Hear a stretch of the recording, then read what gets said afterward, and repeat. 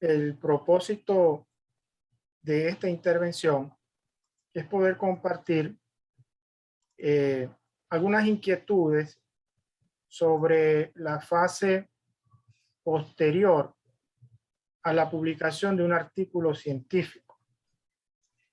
Esto tiene que ver con las acciones o las iniciativas que los autores debemos tomar en cuenta, debemos encaminar para lograr una mayor visibilización de nuestros productos de investigación.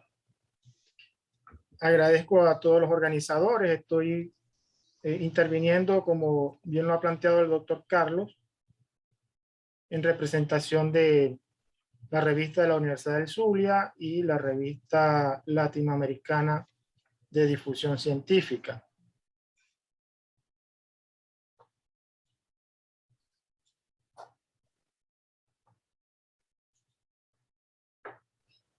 Me gustaría iniciar partiendo de una conceptualización, una base conceptual, digamos, mínima, para que enmarquemos desde un punto de vista teórico estas inquietudes que hoy queremos compartir.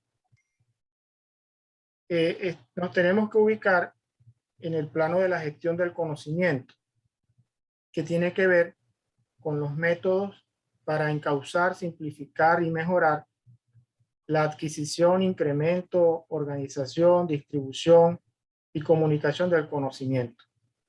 Como veremos un poco más adelante, esta gestión del conocimiento exige un trabajo mancomunado entre las instituciones que soportan las investigaciones y los propios autores de los trabajos o productos de investigación. La comunicación científica la podemos entender como el estudio de cómo los académicos, digamos, en cualquier campo, utilizan y difunden información a través de canales formales e informales. Evidentemente que la producción científica se tiene que compartir y eso se hace a través de un proceso de comunicación. Proceso de comunicación que involucra diversos aspectos. Las revistas científicas, los repositorios institucionales, como hemos planteado, la iniciativa de los propios autores.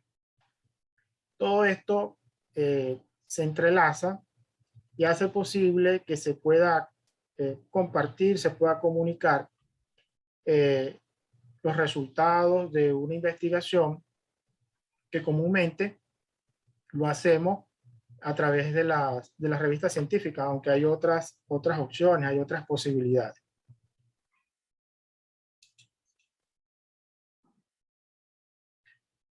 Hablar de estrategias para la visibilización de la producción científica implica tomar conciencia de que la actividad de divulgación científica cubre o abarca las instituciones. Comúnmente nos movemos en instituciones universitarias y la propia labor, la propia iniciativa de los autores. Dice Vallespín que la actividad de divulgación científica debe relacionarse directamente con la transformación digital de la universidad. Efectivamente, en un mundo signado por las tecnologías de la información y la comunicación, pues las instituciones universitarias necesitan, requieren incorporarse a estas tecnologías, abrirse, invertir en sus repositorios institucionales y en todas las estrategias de comunicación. Pero también la actividad de divulgación científica depende de la labor que pueda realizar el autor, el investigador, no solo en el proceso que conduce a la elaboración del artículo científico, sino también el proceso posterior a la publicación, que va a exigir dar a conocer, va a exigir presentar en el tiempo, un tiempo que va a ser corto, como podremos analizar posteriormente, lo que el investigador ha logrado.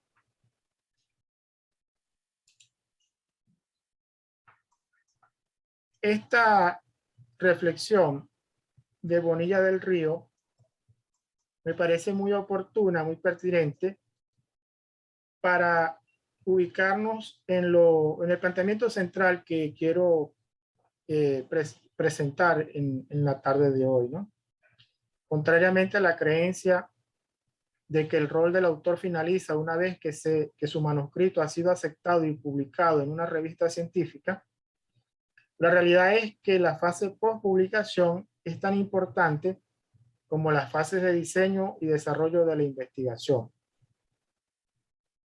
así como de escritura y del envío del manuscrito.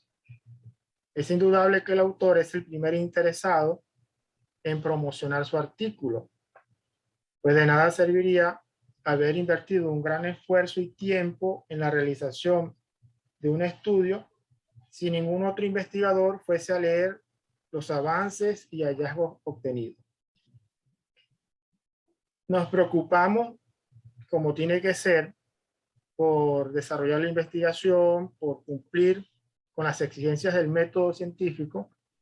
Nos preocupamos por publicar ese producto, pero lo que suele ocurrir es que una vez dado ese paso, no nos preocupamos o no ponemos el interés que deberíamos tener por comunicar ese producto de investigación, comunicarlo más allá de publicarlo en una revista científica. Ese paso es fundamental, claro que sí, pero posteriormente necesitamos implementar algunas estrategias, algunas iniciativas que hagan posible que ese artículo científico, los resultados que allí estamos presentando, sean conocidos, no solo por la iniciativa o por la labor que cumplió el comité editorial, el editor de la revista, sino también por el respaldo que pueda dar el autor con una serie de actividades.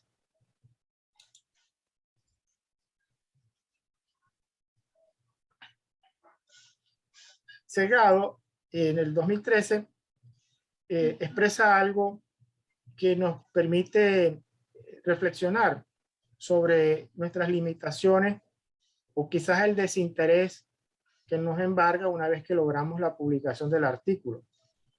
Dice que aun cuando las redes sociales resultan un medio muy favorable para divulgar y acercar el conocimiento científico, en el año 2013, solo un 30% de las publicaciones periódicas españolas contaban con un perfil en Facebook y en Twitter. Esto es más o menos lo que planteo sobre el desinterés, ¿no? De aprovechar todos estos espacios que nos ofrecen las redes, por ejemplo, para compartir información relacionada con nuestros artículos científicos. Un espacio muy oportuno, es un espacio muy pertinente con el cual podemos llegar a muchos pares que pueden estar interesados en los resultados de nuestra investigación, pero que requieren ser contactados, requieren ser sensibilizados, y una manera de lograrlo es a través de las redes sociales.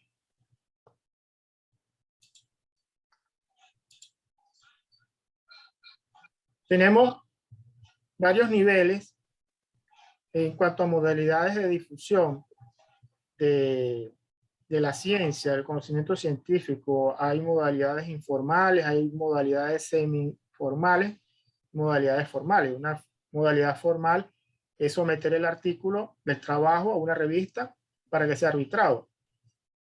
Y esto de la formalidad o la informalidad, pues depende un poco de lo que queramos transmitir. Podemos ser muy formales a través de las redes sociales cuando queremos ofrecer una información básica de un artículo científico para que nuestros seguidores manejen esa información.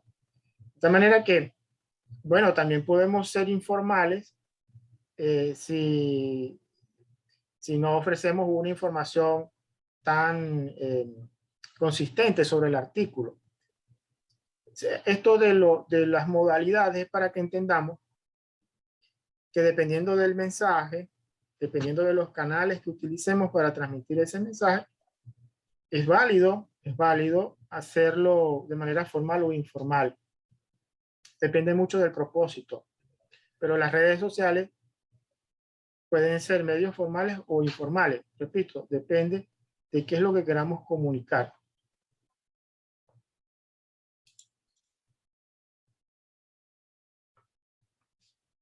Acá tenemos ya muy en concreto algunas iniciativas, algunas estrategias que pudiéramos considerar para lograr que nuestros artículos científicos sean conocidos, sean tomados en cuenta, porque al final, tanto a los autores como a las revistas, a los comités editoriales de las revistas, todos estamos interesados en que el artículo no solamente sea conocido, sino que sea citado.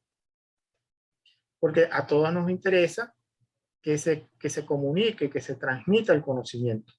Hace mucho tiempo, cuando un profesor lograba un producto de investigación, bueno, eso se quedaba encerrado en una biblioteca, en los anaqueles, ¿verdad?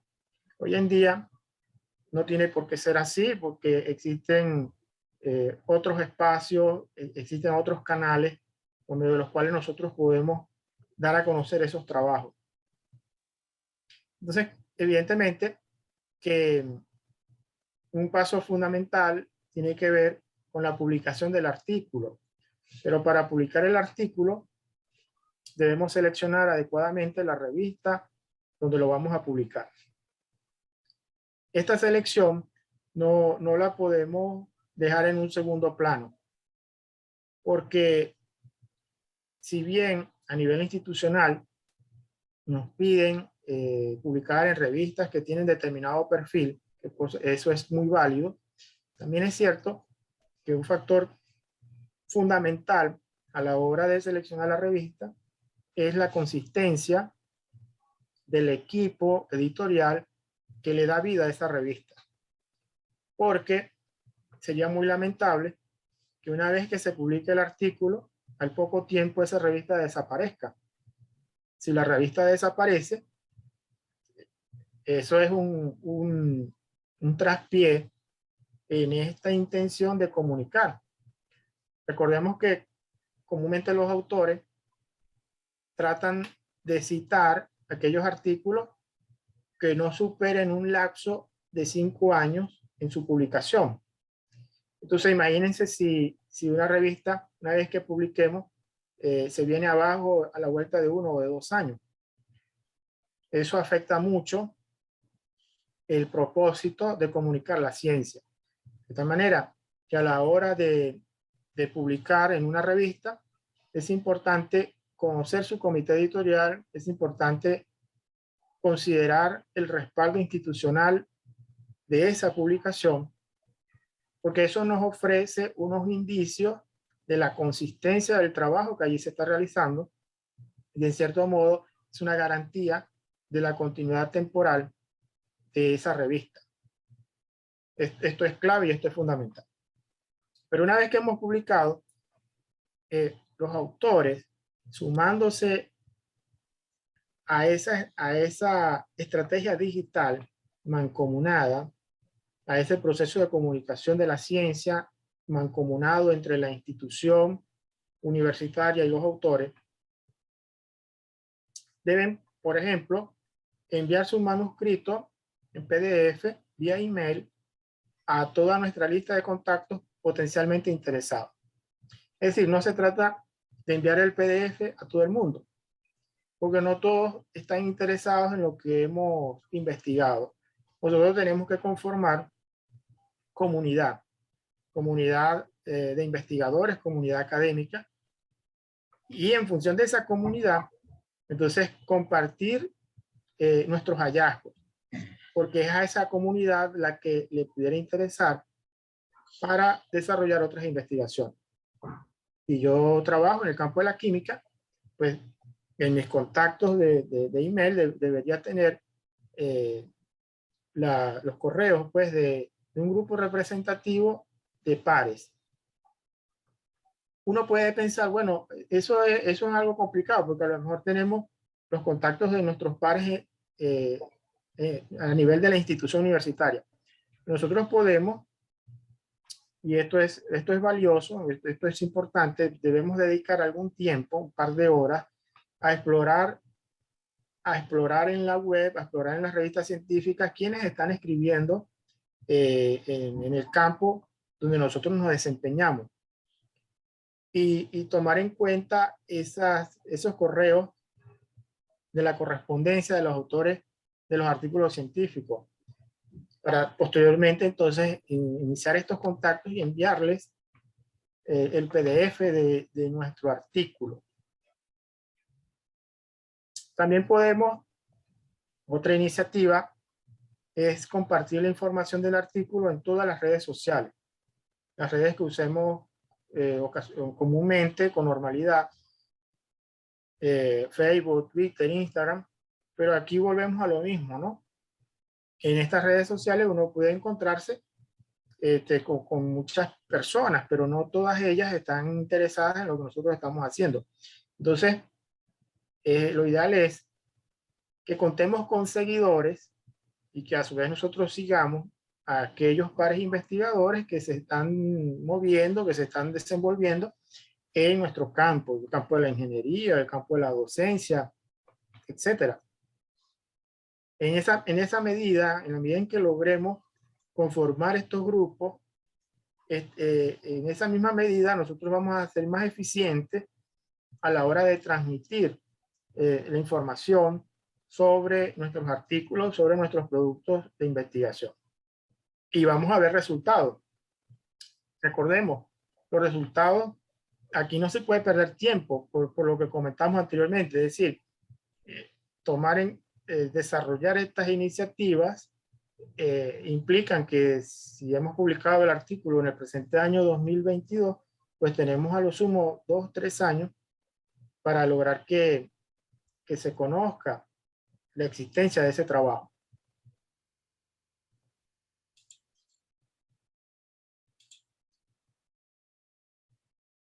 Hay otros espacios que también son pertinentes, son propicios para compartir los artículos científicos.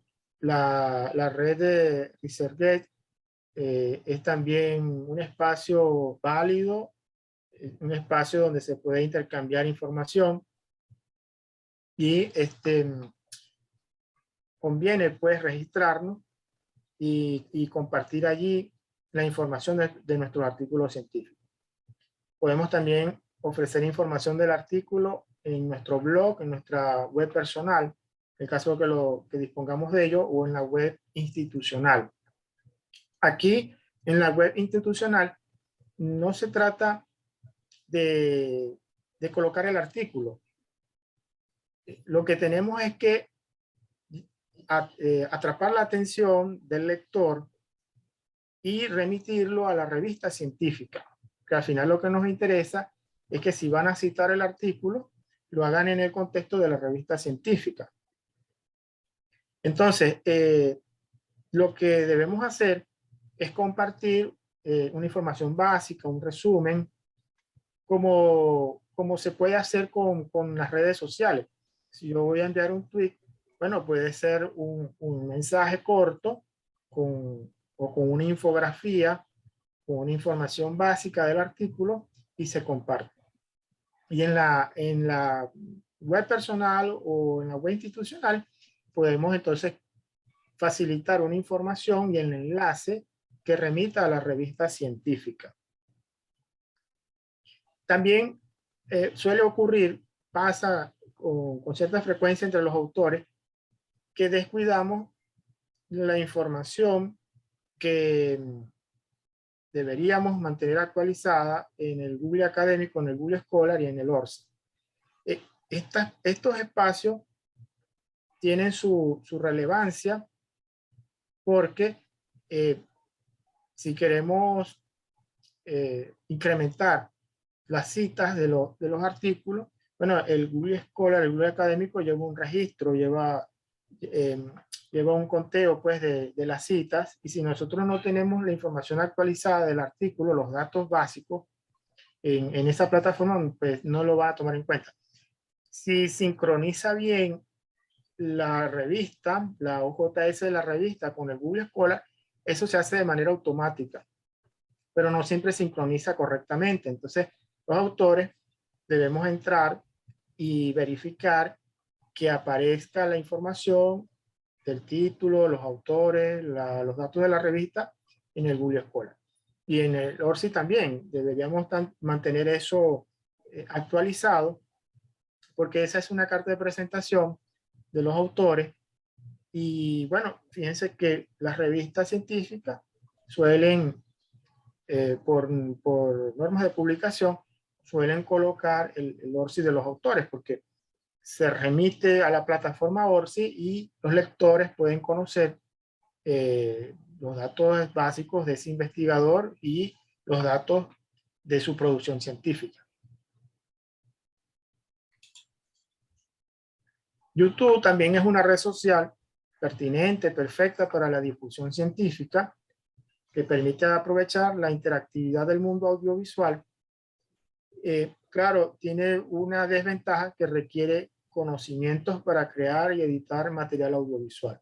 Material audiovisual atrae mucho, capta la atención, o alguien con experticia puede preparar un video que tenga que ver con su trabajo y montarlo en YouTube. Y remitirlo también por Twitter, remitirlo por los correos electrónicos para que se conozca esa información básica. Al final, lo que se quiere es despertar el interés por el contenido del artículo, y se ofrece el enlace para que la persona interesada se ubique en la revista científica. Aquí entonces estamos tratando de plantear que todo el campo de las tecnologías de la información y la comunicación, todo el campo de las redes sociales, todos estos espacios son valiosos para que logremos dar a conocer una información al menos básica de nuestros productos de investigación. Que esos productos de investigación requieren cierta promoción para que sean conocidos, y que esa promoción, esa estrategia de comunicación no basta, no es suficiente con que esté en una revista científica, ¿no? Eso no es suficiente. Si queremos mayor impacto, si queremos mayor cantidad de citas, necesitamos comunicar, necesitamos transmitir que esos artículos existen.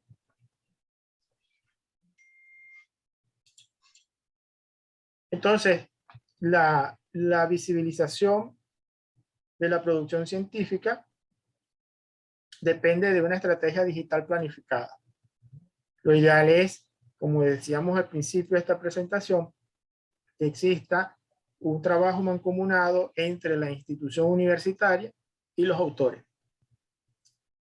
Tanto a la institución universitaria como a los autores les interesa que se conozca esa producción científica. Entonces, si se trabaja de manera mancomunada, se van a lograr los objetivos.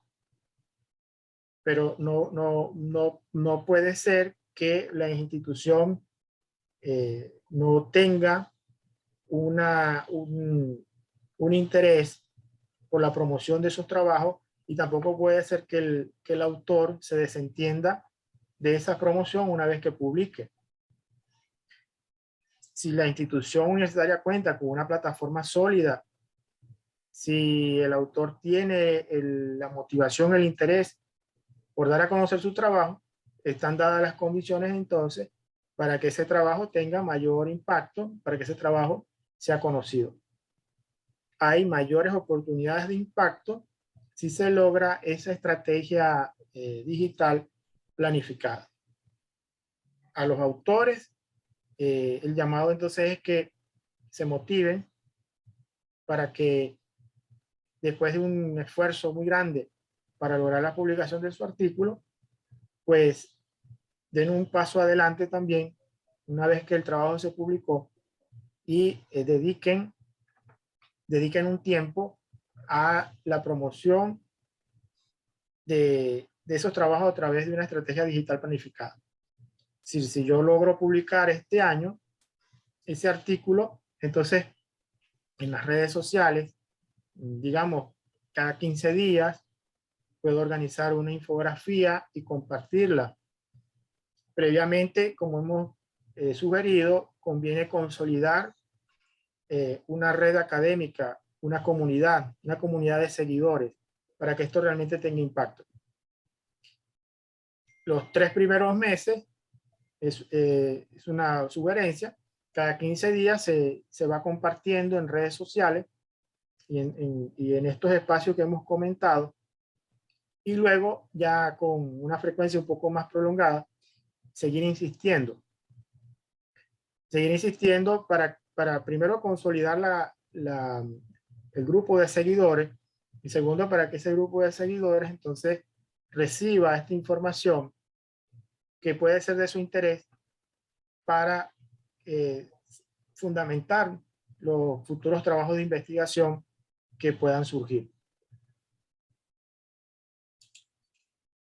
Nosotros, a nivel de espacios institucionales, con la revista de la Universidad del Zulia, que está escrita a la Universidad del Zulia, hemos tratado en los últimos 2 años de compartir información sobre los artículos que allí publicamos en Twitter, trabajando mancomunadamente con los servicios bibliotecarios de la Universidad del Zulia. También ha sido un apoyo muy valioso. Lamentablemente nosotros a nivel institucional no tenemos una plataforma web consolidada, y esa es una de las tareas que se tienen que emprender para mejorar la visibilización, pues, de nuestros productos. A nivel de la revista latinoamericana de difusión científica, también por medio de la Fundación Difusión Científica hemos hecho algún trabajo en Twitter, y en nuestros contactos de correo electrónico periódicamente informamos a toda esta comunidad para que sepa que los números que hemos ido publicando y el contenido de esos números. También hemos animado a los autores, les hemos sugerido que se sumen a esa estrategia de difusión para que se logre el objetivo de dar a conocer sus productos de investigación. Bien, esto era un poco lo que yo quería compartir en la tarde-noche de hoy. Nuevamente, pues agradezco al Colegio de Ingenieros del Perú, al doctor Carlos Ríos, todos los organizadores de esta iniciativa, y hago votos pues para que sus planes, sus proyectos pues sigan adelante con mucho éxito. Gracias. Muchas gracias por su ponencia, doctor Reiber Parra Contreras. Por favor, si tuvieran alguna pregunta, adelante, la pueden formular.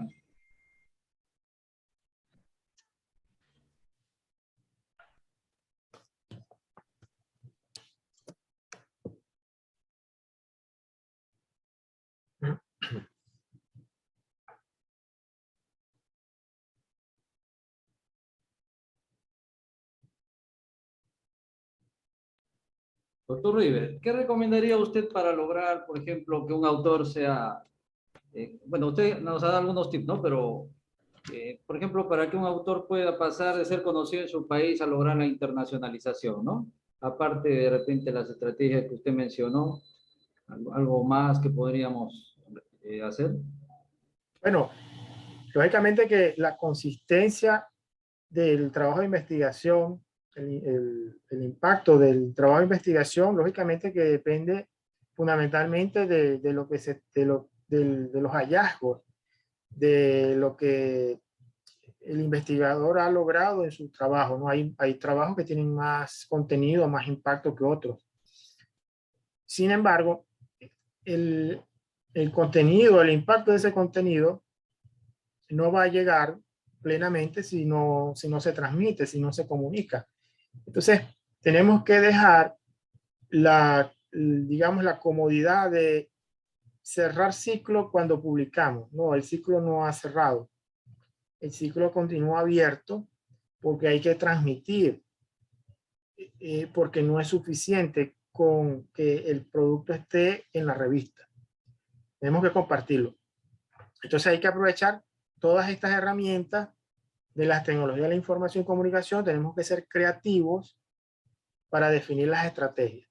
Entonces, si yo planteaba, bueno, si yo soy del área de la historia, bueno, yo tengo que saber quiénes escriben en el campo de la historia, a nivel de Latinoamérica, a nivel de Hispanoamérica. Entonces, vamos a ver, vamos a tratar de arrastrarlos a nuestro Twitter, a integrarlos en nuestro Instagram, o vamos a iniciar contactos a través del correo electrónico, enviando el trabajo por PDF.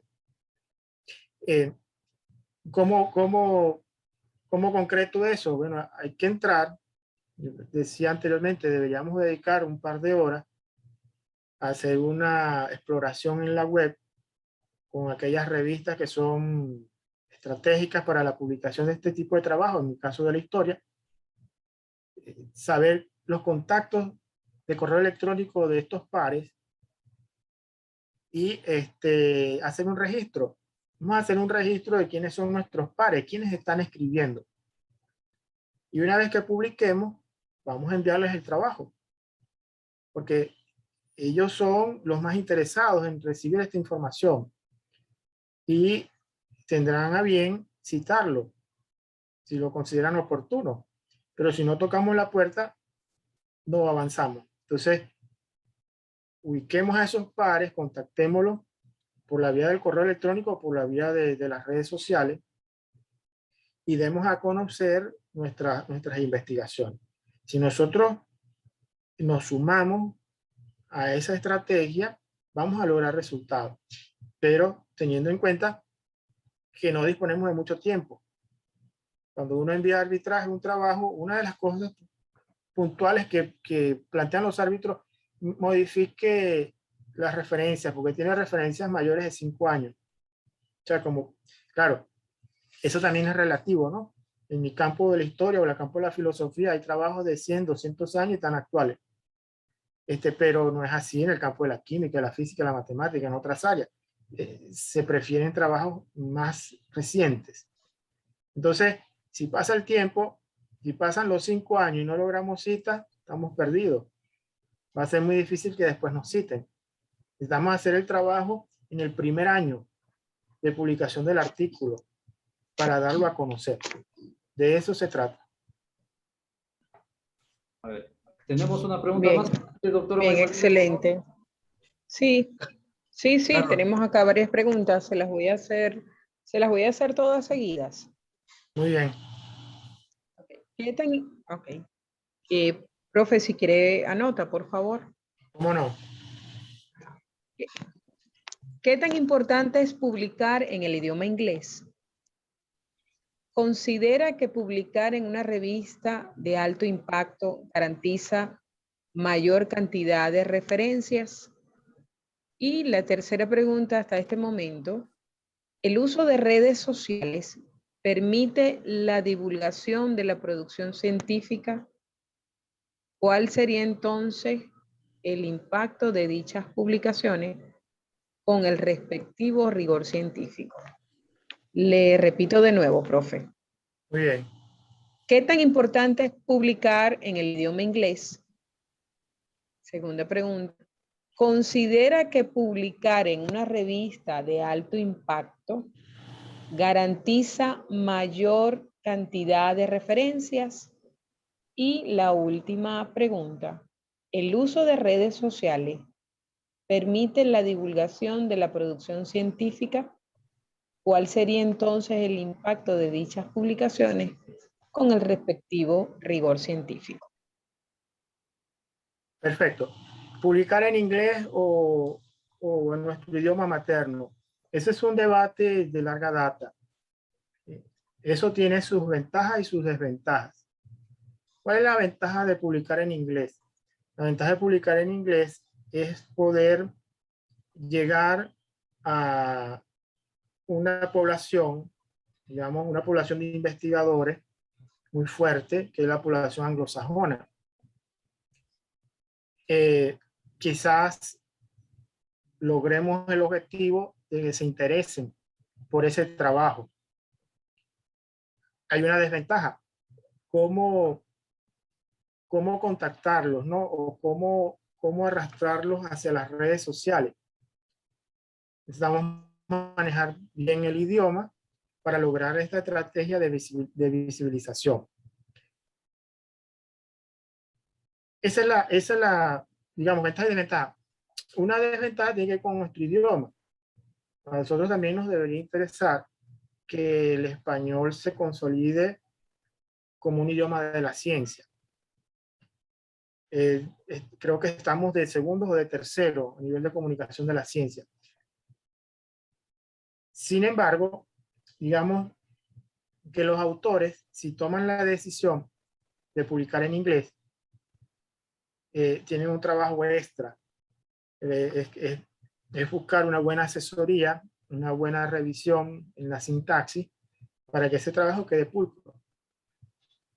Así como publicamos en español y tenemos que procurar una redacción, una sintaxis pulcra, imagínense ustedes el reto que supone publicar en inglés, porque no es nuestro idioma materno.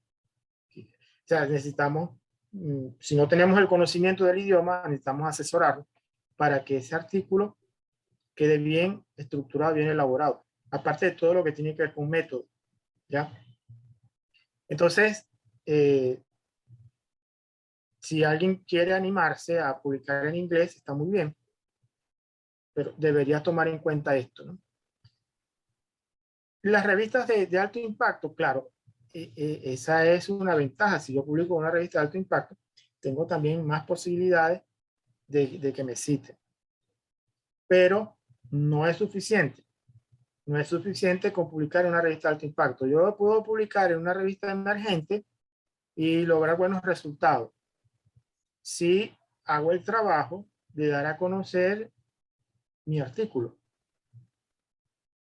Porque cuando se hace el arqueo, cuando alguien está haciendo una investigación y procura un arqueo de fuentes, uno puede inclinarse por estas revistas, pero uno también busca información en otros espacios. Porque al final lo que importa es la calidad de esa información, de ese dato, de esa reflexión. Yo puedo encontrar muy buenos trabajos en revistas emergentes o en revistas de alto impacto. Ahora, al momento de citar, yo tengo que darle prioridad a un trabajo consistente, independientemente de si está en revista de alto impacto o no. Es mucho más importante la consistencia del trabajo que dónde fue publicado. ¿Ya? Y lo de las redes sociales, yo no estoy planteando que coloquemos el artículo en las redes sociales o que transmitamos la información de la investigación en las redes sociales y dejemos a un lado las revistas. Yo lo que estoy planteando es que en las redes sociales nosotros tenemos que captar la atención de los potenciales lectores de nuestros artículos. Transmitir un mensaje conciso, atractivo a la vista. Si es en YouTube, bueno, imagínate audiovisual, pero que capte la atención. Lo que queremos es transmitir un dato básico del artículo, una información básica que lo reciba el lector investigador, porque eso es lo ideal, y que él se interese en ir a la revista a consultar el trabajo. Eso es lo importante. Entonces, las redes sociales son un puente, las tecnologías de la información y la comunicación son un puente que me comunica al lector con el artículo. ¿Ya? Entonces, en eso consiste la estrategia, y en esa estrategia se tiene que sumar el autor, se tiene que sumar la institución que respalda a ese autor y, por supuesto, la revista. Es un trabajo compartido. Y en la medida en que se logre la sinergia, en la medida en que se logre ese trabajo mancomunado, vamos a lograr los objetivos de buenas citas, un incremento en las citas, de mayor visibilización de ese artículo científico.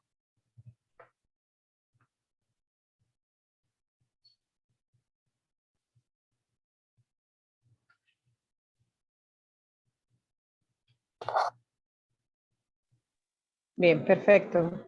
Carlos, no hay más preguntas.